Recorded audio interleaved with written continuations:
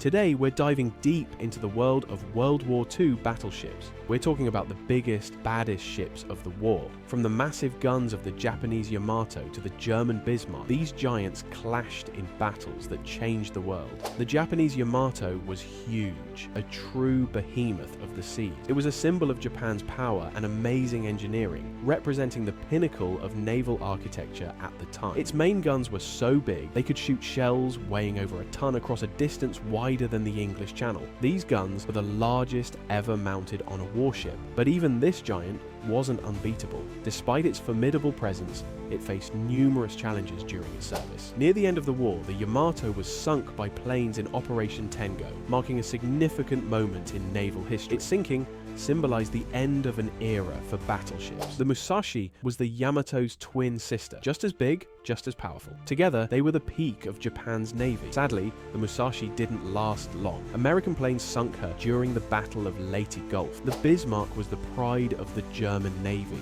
a symbol of naval power and engineering prowess. Everyone knows about this ship. Launched in 1939, it quickly became a legend. Its guns were terrifying, capable of immense destruction, and it was fast enough to chase down almost anything on the sea. When it sunk the British ship HMS Hood in a dramatic battle, everyone was shocked and awed by its power.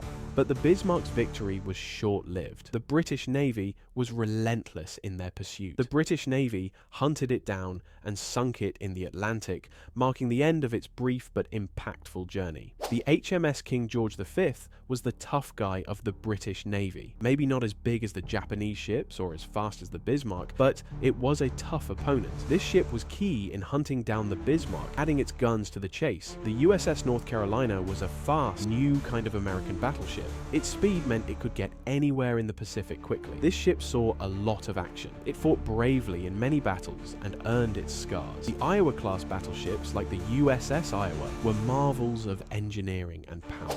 The USS New Jersey and the USS Missouri were among the most formidable ships ever built. The USS Wisconsin, another member of this elite class, showcased America's naval superiority. These battleships were the fastest of their time, equipped with larger guns than almost any other vessel. The USS Missouri is particularly famous for being the site where Japan officially surrendered, marking the end of World War II. These ships weren't just war machines, they were symbols of America's industrial might and military strength during the war. The HMS Vanguard was the last British battleship. It came late in the war, but it was built with everything they'd learned. It didn't see much action, but it showed that Britain was still a major naval power. The Scharnhorst was a fast and deadly German ship. It would attack quickly and then disappear before anyone could catch it. It was sunk in the Battle of the North Cape, but everyone knew how dangerous it was. These battleships were amazing pieces of engineering. They were symbols of their countries, and they remind us of the huge naval battles of World War II. From the cold Atlantic to the warm Pacific, these ships made history,